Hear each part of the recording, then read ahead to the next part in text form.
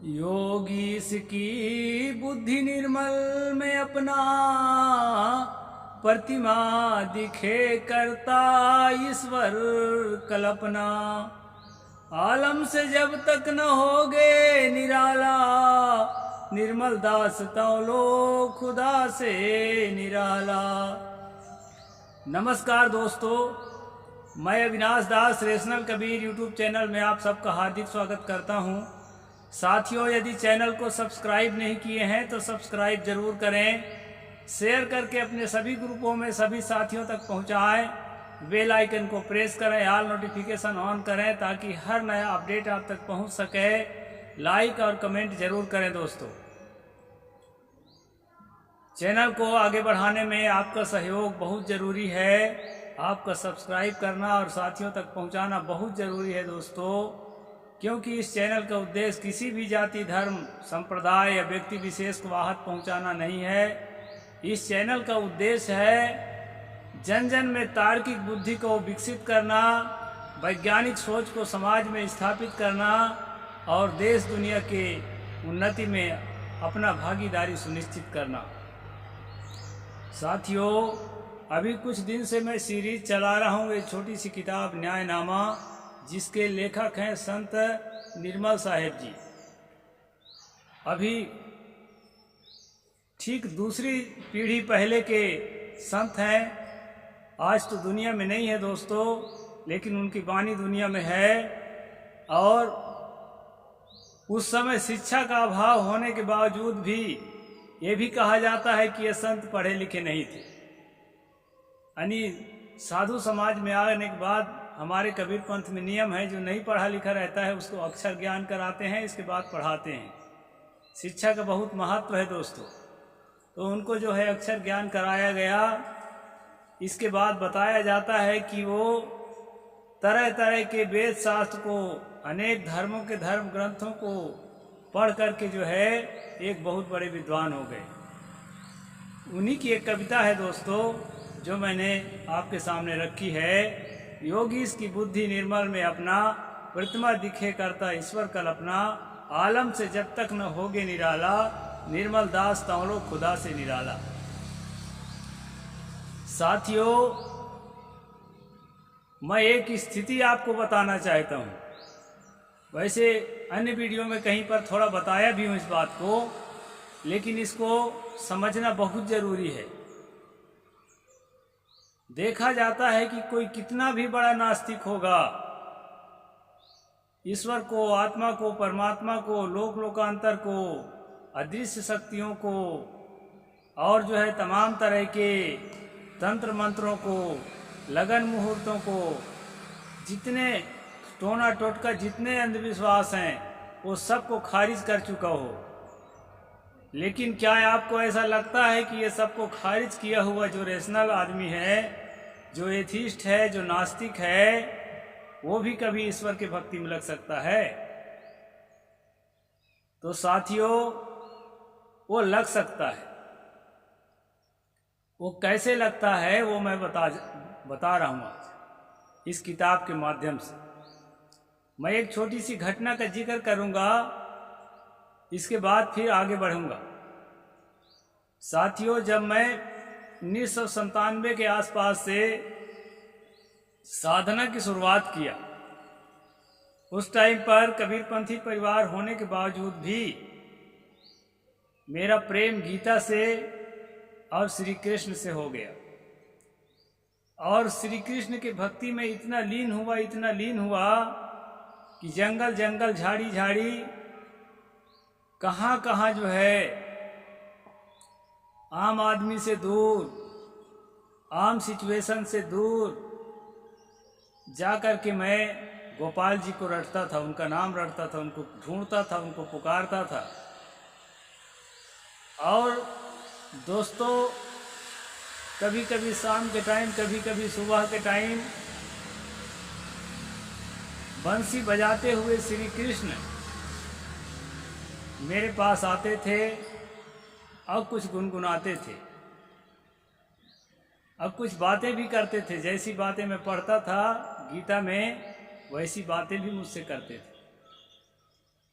तो मुझे जो है आपको अचरज हो सकता है, लेकिन इसमें अचरज जैसी कोई बात नहीं है। अब आप पूछेंगे इतना सब कुछ होने के बाद फिर ईश्वरवाद को त्याग कैसे दिए? ईश्वरवादी लोग तो इस प्रकार के घटना घटने के बाद अपने जान को दे देते हैं। चैतन्य महाप्रभु समुद्र के लहरों में श्री कृष्ण के लिए अपने जान दे दिया। मीराबाई मूर्ति में समा गई, कहा जाता है मूर्ति में क्या समाई, बेचारी को मार डाला गया। और भी जीव गोस्वामी, रूप गोस्वामी, बहुत सारे भक्तों के बारे में आपने पढ़ा होगा कि वो अपने आप को पूरी तरह से भगवान में अर्पित कर दिए। और तुलसीदास के बारे में तो आपको मालूम ही होगा, तुलसी दुबे के बारे में, कि तोता के रूप में हनुमान जी उससे बोला, दो राजकुमार आए तो तोता के रूप में हनुमान जी पेड़ के ऊपर से बोले कि चित्रकूट के घाट में भई संतन के भीड़, तुलसीदास चंदन घसे तिलक करत रघुबीर। तुलसीदास जी चंदन को घिस रहे थे, उसी में जो है आकर के उसी का तिलक जो है श्री राम लगा रहे हैं, और वो राम को पहचान नहीं पा रहे थे। तोता ने बताया तो उन्हें पहचान हुआ। यह कहानी आपने पढ़ा होगा। साथियों, ये होता क्या है, एक घटना मैं बताऊं, छोटी सी घटना, कि एक मिट्ठू नाम का पागल था और वो जो है उंगली दिखा दिखा कर गाली दे रहा था, भद्दी भद्दी गाली दे रहा था। और जो है वो जिधर उंगली दिखा रहा था, जहाँ पर खड़ा था, दूसरा कोई आदमी नहीं था। उसके ठीक विपरीत उसके पीछे साइड में हम लोग थे, मैं था, और जो है मैं अपने गोपाल जी की धुन में मस्त था। वहीं पर दो मुसाफिर आए थे, क्योंकि हमारे जन्मभूमि के आस पास में रहता था, तो वो जो है पर्यटक क्षेत्र है, अमरकंटक आप सुने होंगे। तो दो पर्यटक आए थे, उन्होंने आपस में चर्चा शुरू किया कि ये जो व्यक्ति है किसको गाली बक रहा है। मेरे से भी पूछा गया, मैं कहा पागल है, किसी को बकता होगा गाली, जो उसके दिमाग में आता है करता रहता है। तो वो दोनों आपस में चर्चा करने लगे। दोस्तों, दरअसल वो मुसाफिर नहीं, पर्यटक नहीं, बल्कि वो साइकोलॉजिस्ट थे, मनोवैज्ञानिक। उन्होंने अपनी चर्चा के दौरान एक बात बताई कि कांच के पारदर्शी गिलास में पानी भर दो, पानी भरने के बाद जो है गिलास के उस पार की चीज को देखेंगे तो एकदम साफ दिखाई पड़ेगी। फिर उसमें थोड़ा सा नील घोल करके डाल दो, तो गिलास के उस पार की जो चीज है थोड़ा धुंधला दिखाई पड़ेगी। थोड़ा सा और नील डाल दो, और धुंधला पड़ने लगेगी दिखाई। और जब अच्छी तरह से नीला, एकदम गाढ़ा नीला कर देंगे, उस पार की चीज दिखाई नहीं पड़ती है, गिलास के उस पार की चीज। ये ध्यान में रखना, क्योंकि प्रकाश की किरण जो है वो पार नहीं कर पाता है। इसी प्रकार से दोस्तों, हमारे मन की भावना पतली और गाढ़ी दो तरह की होती है। हमारे अंदर जो इमोशंस होते हैं, आप देखेंगे कभी कभी थोड़ा सा दुख होता है, कभी कभी बहुत आदमी मन की पीड़ा में पीड़ित हो जाता है। तो वो दो तरह की जो स्थितियां आप देख रहे हैं, दुख वो भी है, दुख वो भी है। लेकिन एक आदमी बहुत ज़्यादा दुखित है, एक आदमी हल्का सा निराश है। इसी तरह जो भावनाएं हैं दोस्तों, भावनाओं के साथ जो है चित्र काम करता है। हम जो सेंसेस जो ग्रहण किए रहते हैं इंद्रियों के द्वारा, वो चित्र काम करता है, और वो जो है उसमें गाढ़ापन अलग अलग होता है। हम लोग किसी को याद करते हैं तो उसकी जो शकल है थोड़ी सी हमें समझ में आता है दिमाग में, और यही यादों की गहराई में जब गहरी भावना के साथ हम याद करते हैं तो वह व्यक्ति हमें जो है नज़दीक में खड़ा दिखाई पड़ता है, बैठा दिखाई पड़ता है। यदि हम उससे प्यार करते हैं तो हम प्यार की तरह उसके साथ सलूक करेंगे। यदि हम उससे नफरत करते हैं तो नफरत की तरह उसके साथ सलूक करेंगे। एक पूरी तरह से वैज्ञानिक तथ्य है दोस्तों। लेकिन दूसरी एक बात और है कि वो केवल मेरे लिए दिखेगा। अगल बगल में जैसे वो मिट्ठू गाली बक रहा था, पागल जो है वो उसी को दिखाई पड़ रहा था। हम जो 3 और व्यक्ति थे उनको नहीं दिखाई पड़ रहा था। इस तरह से मन के द्वारा जो है दोस्तों एक ऐसा प्रतिबिंब बनता है, एक ऐसा काल्पनिक जो है एक शख्स खड़ा हो जाता है हमारे सामने, जिससे हम प्यार या नफरत करते हैं। हालांकि मैं आपको समझा पा रहा हूँ ये नहीं, ये अलग विषय है, लेकिन साइकोलॉजिस्ट ने जो समझाया वो बात मेरे समझ में धंस गई। और मुझे ऐसा लगा कि जैसे पागल अपने प्रतिद्वंदी को, अपने दुश्मन को सामने देख पा रहा है, शायद मेरे गोपाल जी, मेरे प्रिय, मेरे प्रियतम ठीक उसी तरह से तो नहीं है। ये बात जो है दोस्तों मुझे नए सिरे से सोचने के लिए विवश कर दिया। और यही एक घटना है जिसके कारण मैं उस भक्ति पथ से निकल करके तर्कशीलता के पथ पर आया।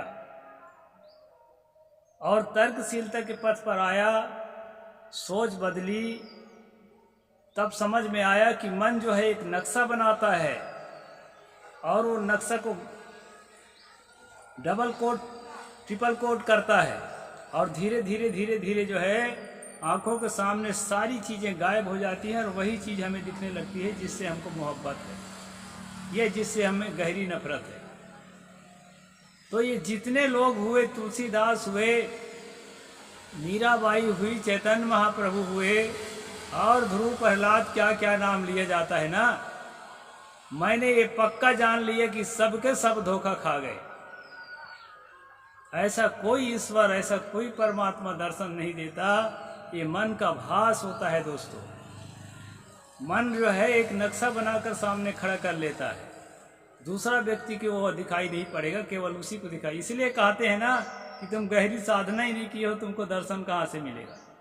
तो गहरी साधना करने से ऐसा होता है, और ये मन का ही एक रूप है। इसको जो है यहाँ संत जी ने बहुत बढ़िया बताने का प्रयास किया है कि योगी इस बुद्धि निर्मल में अपना, जो योग करता है, साधना करता है, तो उसकी बुद्धि जो है निर्मल हो जाती है, एक पवित्र भावना आ जाती है, किसी से राग द्वेष नहीं करता, प्रेम करने लगता है। लेकिन जो है सत्य का बोध नहीं होने के कारण कि आत्मसत्ता, स्वसत्ता, मैं स्वयं हूँ, मैं स्वयं चेतना हूँ, मेरे में कोई चेतना घुसी है, ऐसा नहीं है। कई सोचते हैं ना कि इसमें आत्मा घुसी हुई है, परमात्मा घुसी है, मेरे अंदर परमात्मा घुसा हुआ है। ये भ्रम है दोस्तों, कोई आत्मा परमात्मा अलग से नहीं घुसा है आपके अंदर, आप स्वयं चेतन हैं। इस बात को आपको समझना पड़ेगा।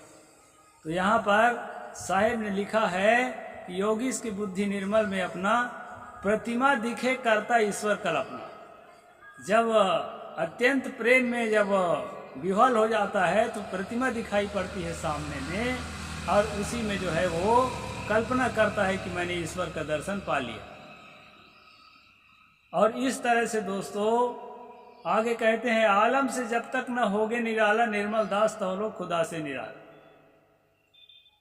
इस जो दृश्य है, दृश्य जगत है, जो आपके आंख, कान, नाक, त्वचा और जीभ, ये पांचों इंद्रियों के द्वारा जो जाना जाता है, इस दृश्य जगत से अपने आप को जब तक हटाकर सहज अवस्था में, निर्वाण अवस्था में, कैवल्य अवस्था में रहने का अभ्यास नहीं करोगे, वैसे तो होश आने पर तुलसी ने भी लिखा है, देखिए सुनिए गुनिए मन माही, मोह मूल परमारथ नहीं। कोई भी साधक जो है सही चिंतन में, सही होश में रहता है, सही बात लिखता है। उन्होंने कहा है कि आंखों से जो भी देखते हो, कान से जो भी सुनते हो, मन में जो भी चिंतन कर रहे हो, वो परमार्थ नहीं है, वो संसार का तत्व है, वो आत्म सत्ता नहीं है, वो आपकी चेतना नहीं है। ऐसा तुलसी गोसाई ने भी कहा है। समझ में बात आई तो दोस्तों, हम जो भी रूप देखते हैं, जो भी उसके आवाज सुनते हैं, वह जो है दृश्य विषय और श्रव्य विषय है। वह चाहे भगवान के रूप में हमारे सामने दर्शन देता हो, चाहे दुश्मन के रूप में हमारे सामने खड़ा होता हो, वह जो है हमारा प्राप्तव्य नहीं है। इस बात को यहाँ साहिब ने लिखा है कि जब तक न आलम से होगे निराला, निर्मल दास तब लो खुदा से निराला। तब लो जो असली खुदा है, आप स्वयं हो, खुद हो। अपने बाहर से अपने चित्त को मोड़ करके, अपनी जो है अपनी वृत्तियों को समेट करके सहज अवस्था में साधना के द्वारा, विपस्सना के द्वारा, मेडिटेशन के द्वारा जब आप कंसंट्रेट हो जाते हैं, उस समय जो सहज अवस्था आती है वही परम सुख है। सुख दुख से कोई परे परम पद, सो पद है सुखदाई। उस अवस्था में ही सही परमात्मा, सही खुदा, सही अल्लाह अर्थात आपका अपना सही अस्तित्व में आप होते हैं। तो इस प्रकार से दोस्तों, ये तीसरा दिगर का 18वां और 19वां पद जो है मैंने आपके सामने रखा है न्यायनामा का। अगर संभव हो तो ये न्यायनामा किताब आप जो है अपने मन से भी पढ़ सकते हैं। ये बहुत ही उस जमाने के लिए जब लिखा गया तब के लिए बहुत ही तर्कशील और चिंतनशील है दोस्तों। ये किसी ईश्वर परमात्मा देवी देवता लोक लोकांतर की बात नहीं करता है, ये तर्क की बात करता है, विज्ञान की बात करता है और चेतना को, स्वसत्ता को ही परम सत्ता मानता है। अलग से कोई ईश्वर परमात्मा ब्रह्म जैसी कोई चीज़ होती है, इस बात पर लेखक का विश्वास बिल्कुल भी नहीं है। और जो है बहुत सुंदर तरीके से अपनी बात इसमें रखी गई है। तो इन बातों को समझना है दोस्तों और लोगों तक पहुंचाना है, क्योंकि सत्य को जितना समझ सकें उतना लोगों तक पहुंचाएं, और जो नहीं समझ पाए हैं उसको समझने के लिए तत्पर रहें। यही जो है अपडेट होते रहना, यही विज्ञान है और यही जो है तर्कशीलता है और यही उन्नति का रास्ता है दोस्तों। साहिब बंदगी। जय जोहार, जय भीम, जय भारत।